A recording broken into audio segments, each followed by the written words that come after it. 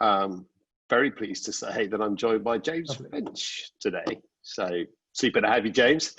We're delighted that you can spend a bit of time with us. You guys have been going through what looks to have been an absolutely sort of soup to nuts redesign, and it looks fantastic. So you've kindly agreed to spend a bit of time talking to me about that. But before we do that, James, why don't you just tell us a little bit about who you are and what you do at Liberty and how long you've been there?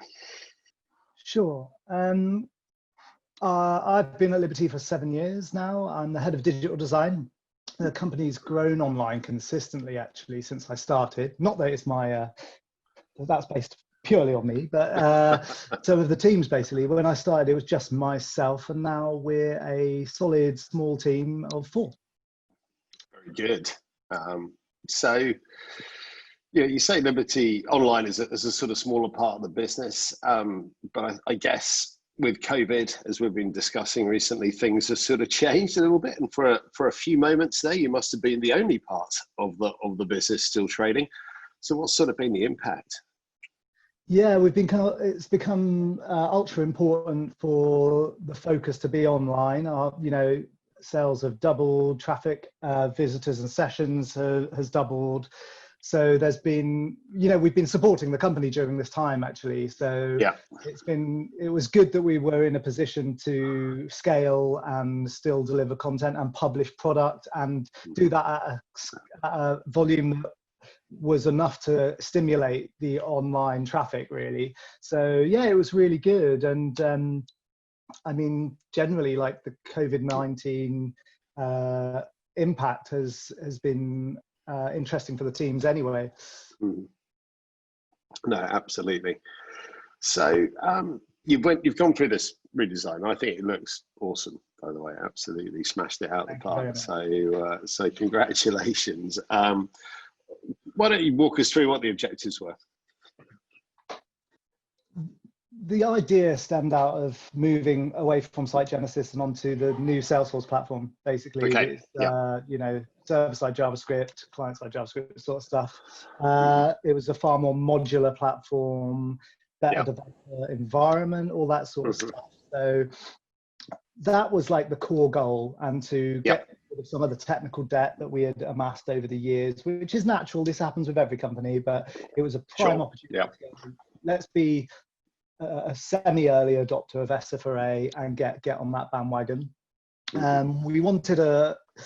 We had done some focus groups actually on our site, and there was a feeling that the site felt a little bit old-fashioned, not just from the branding, but just from the layout. And we got some stick on competitors that we could look at, and stuff that people liked, and what the issues were, whether it was the taxonomy or searching or anything like that. So to come up with a brand new modern user experience was another great point for us, actually.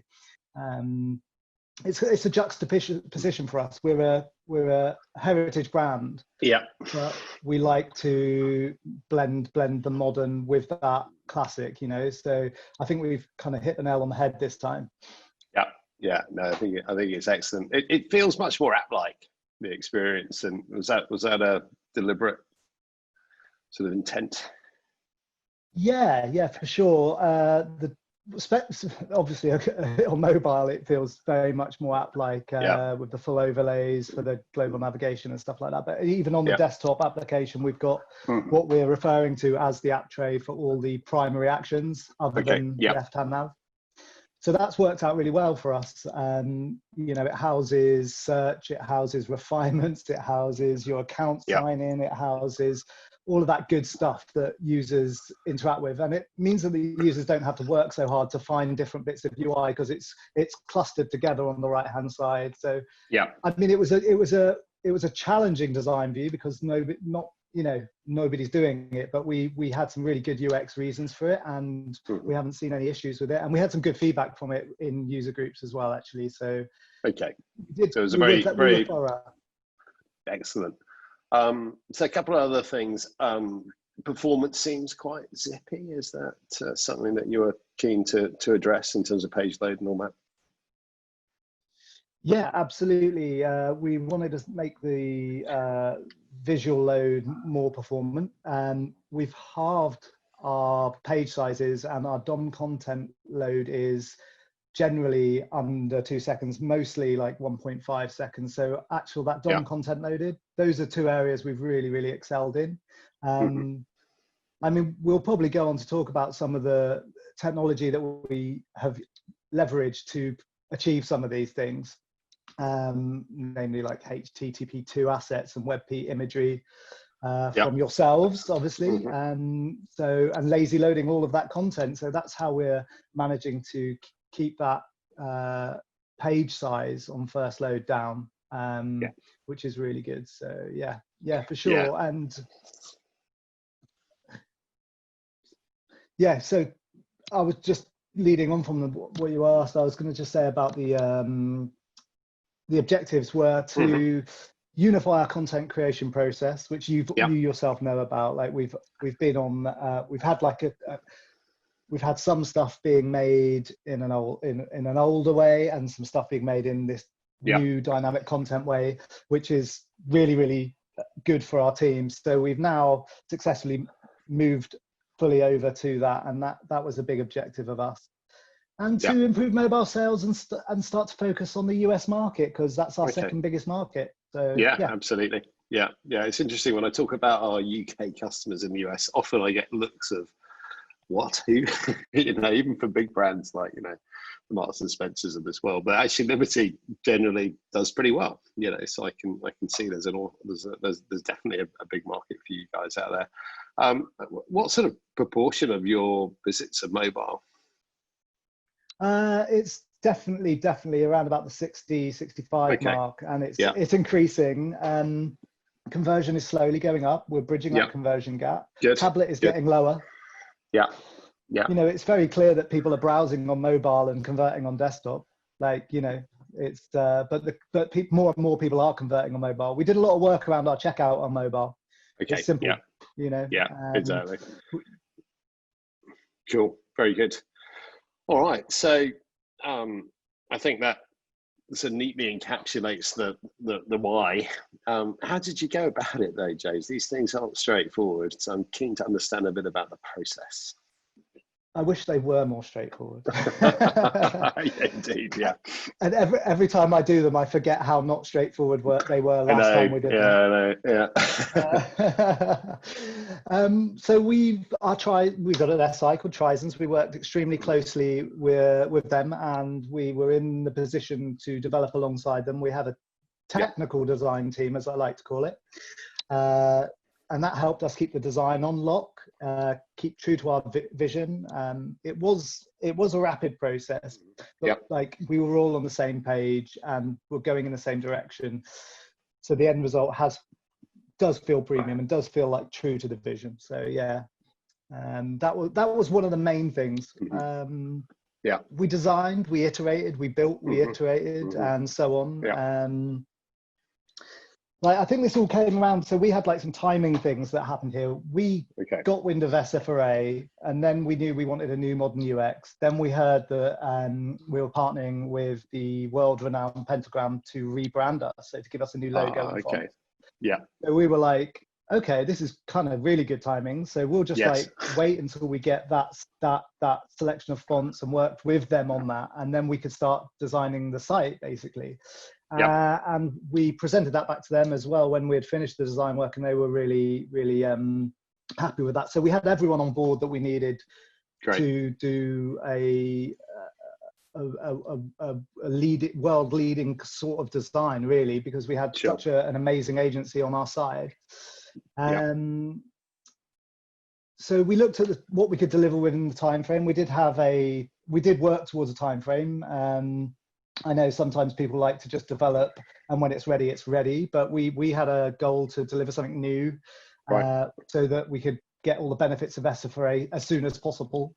And we just basically decided what we could do as the base offer to our customers, and that was actually a holistic process. We could look to remove things that weren't done so well, or put them in the regular sprint cadence, like personalization products and stuff, which will be coming soon.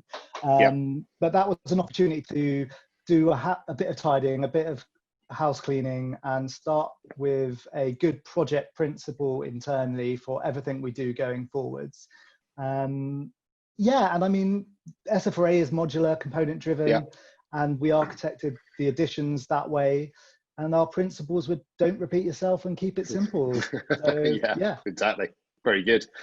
Just for those of the audience who don't know what SFRA is, maybe you can give me a little summary in a few sentences. Yeah, so Salesforce Reference Architecture is the new e-commerce platform from Salesforce. It's more about the code for that. It's JS driven, it's very modular, componentized. There's all sorts of great things like continuous integration. You can upload, develop stuff fastly. It's just a better developer experience. There's a great Visual Studio Code environment for it, for compiling and uploading. It's just really improved, and it's just a much more modern experience, both front end and back end. Like, that's great, fantastic. So that's one of the sort of new technologies that you used. What else did you sort of try and take advantage of in the project?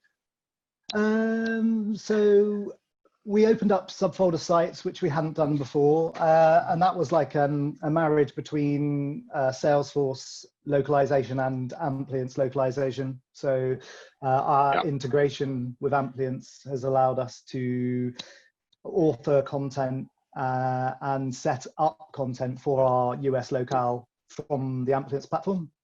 So that's been really, really good.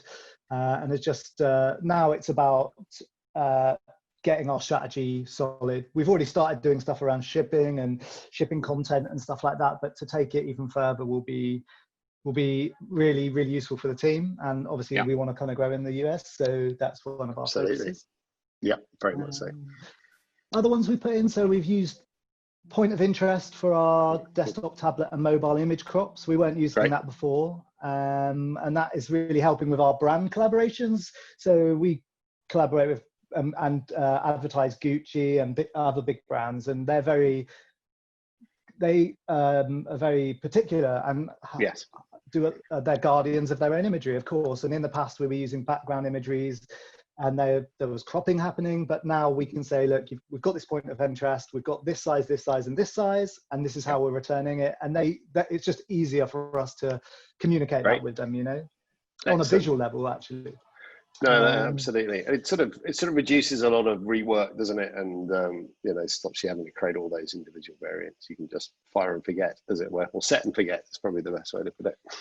Totally. Yeah. It's been in some ways, this whole build has been a more thorough, like you say, setting process. We've been templating away. We've been, just really testing and setting all those design rules, essentially front end design rules around this, and all of these tools have helped. POI, we've got WebP, imagery and video served over H2 protocol, HTTP2, responsive imagery as well. So I mean, we're happy about it. We're really good. We're in a good place with regards to that, and then with the lazy loading on top, it keeps things clean and sweet. And I mean, for me, my favorite experience is the 4G iPhone. Like I was out and about the other day, and it just felt good. Just felt nice to use, Yes, Similar. absolutely. No, it does. I mean, on mobile, I think it's quite spectacular. You can whiz around it super quickly, and it's nice and intuitive, and everything's kind of, just one little thumb tap away, isn't it? Which is takes some doing, because, as you say, things like taxonomy and nav and all these things need really thorough thought. Otherwise, it just doesn't quite hang together. Very good. So overall, how long did that take? Okay, so I had to actually refer back to my emails and my Skype chats and all my stuff here. So core design took 2 months, which we worked extremely fast, but we freed up the whole design team to work on that. Obviously, design happened after that, but where it was gaps in states and stuff like that on the site. Sure. So that was October, November last year, and then the development took just over 6 months. So, and we launched when we said we launched when we said we were going to launch. And hats off to the Trizons devs. We were just so invested in producing something great. We had a really good project. This project has been really good. Everyone's been on board, got the branding. We shared everything. Like, everything was really transparent. Everyone was engaged and wanted to do this. So it was really good. Yeah, fantastic. Well, it shows. I think absolutely shows. So key challenges. It can't all have been sweetness and light on this project. It never is. I think for us, it's been pretty good. I think some of the challenges have come around some of our integrations. We've had a few issues with mostly checkout integrations, but that's to be expected. Sometimes it's just creds, or it's just working with people to get the right things out it's timings. So with some of that stuff, we were getting a bit close towards launch time, and we were like, okay, this needs to be switched over to the prod details now, just little things like that. So they're it's kind of small. What else do we have? Deciding what to strip out really was a challenge. Like, just agreeing internally what we could drop for day one and what could go into the future sprints there soon after. But again, we just looked at what the priorities were, what things were performing actually. So could we, because we had additions as well, so we were taking some things out and adding some new things in. Like, we've got more content hubs now for things like the store services and experiences. So obviously that's a great thing to have for our customer. But yeah, I mean, those were some of the challenges really. But we'd been versed in we'd all tested out the platform before we started developing on it. We know our partners well, like you guys. We work really well with yous, and we knew the platform, and we were just raring to go in setting it all up in a new world. So I think we were fortunate in that regard. Yeah. Great. So it's early days, I know, but keen to know how it's gone down. What are the results? How's it shaping up? Generally, so on the whole, the project's been a resounding success, internally and externally, which is always good. So we've had some lovely feedback on the look and feel, and on the new brand launch.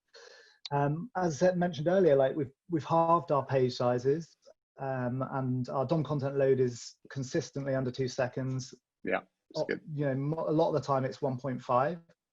So we've improved a lot around page weight and load performance. This is one of our goals, and we're going to now roll it into our BAU. So it will just be part of everyday process and testing, which is good. More importantly, the teams producing this have worked seamlessly, and now we have moved everything over to dynamic content. So I mean, our content team, who were only making 1 or 2 types of content, are now making all of our content. So we are the design and development team are fully autonomous from that now. Right. So, I mean, across the board, it's been really good. SEO has stayed strong. Sales have stayed strong. Even, we launched at the same time the store reopened. So, you can imagine there would have been some conflict there, but it's been so good. Like we're happy. We're happy that it's gone as well as it has. Most people expect stuff to drop when they launch a new site. They do, don't they? Yeah. New navigation, there's a changeover technically.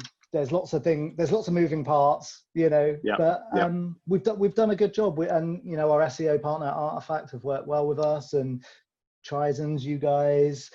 We've got so many things happening. We've got like a referral scheme called Mention Me. We've got UGC. We've got lots of bizarre. We've got reviews. We've got all of that stuff, but it's all gone in smoothly. So I think we feel that the results are a resounding hurrah. Excellent. Well, it's fantastic to hear. It's fantastic to hear. These things are complex and risky, and sometimes it doesn't go your way. So it's great to hear, a full-blown success story. Glad to hear it. So did we? Yes, I'm sure. So specifically from an Amplience perspective, obviously I have a vested interest in these answers. How did we help, or otherwise? What about Amplience that makes this process easier? Okay, well, I think it's for us the fact that we have always needed a modern CMS that allows people to work quickly, to work flexibly, and to create essentially any type of content they might want to create has been amazing. And as you know, we've been working with you for 6 years plus now. And we've evolved with you guys, but this latest, the latest dynamic content product is such a joy to use. All of the things that you guys release, I can see why they've been released, how they can enhance the team. The history. Just the other day, I was showing everyone about the revert to a version on content assets, so that they don't have to.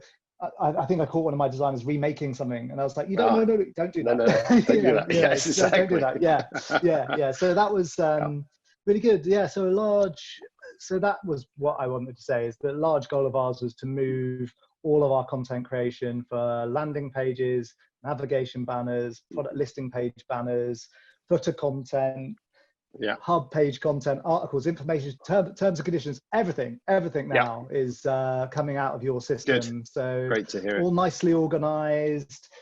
The content team, so the writers can go in and change things at their own will. There's no, can you just change this spelling for me sort of stuff going on. It's super smooth. And the webhooks are quick. I mean, it publishes maybe 10-20 seconds later, it's in Salesforce, and they can preview it. It's fast. I mean, that's why it's been a real, in terms of the flexibility and agility, it's really helped us. Great. Fantastic. That's quite a lot of different types of content. Did you get much in the way of sort of reuse because of the headlessness? Is it easier to sort of take that content library and apply it in all the places you want? That's one of the things we talk about a lot. I'm always keen to hear stories from, when reality. No, absolutely. So obviously for us, we are just the one site, but the headless model still applies because we can repurpose content. If a lot of this stuff is media assets and text. Right. We know that it's what makes up web pages. But for us, it's like we can repurpose stuff. So say if all of the editorial features in our content hub are made with content asset abstracts, which is basically a little excerpt. We also feature those excerpts on landing pages like homepage and category landing pages. Those asset abstracts, for example, can just be dragged into a different module and they'll appear on the homepage. Right. So that's great. They can be dragged in, reordered, and displayed however the content team want them. I mean, that is how it's just great. Like, we're quite granular. We make we've got paragraph schema, H1, like heading tag schema that can have like H1s, H2s. And we're constantly reordering stuff. We've even made accordions, like, expandable accordions using the platform. So, I mean, it's really good. Headless, we're definitely using it even on our own site. So, excellent. Glad to hear it. So, what's next from your perspective? What's on the horizon? Well, there's lots of things, but the key focuses at the moment are virtual clienteling. So we, in lieu of this COVID situation, and with digital is definitely a way to reach people, and it's our window to the world, right? It's it's if someone finds you in China, that is your window. So we know our store's special to us. We want to be able to allow store associates to walk around with their phones, speaking to customers, showing them product, basically giving that service. So that's a big one for us. And then optimizing checkout. We've got a huge, our user base is largely Apple customer. We have a lot of Apple users. So we're going to put Apple Pay into the checkout. Makes sense. We're keen to focus on the US market. So we'll be adding more content and features for that market, and digital marketing and advertising spend will be going in that direction.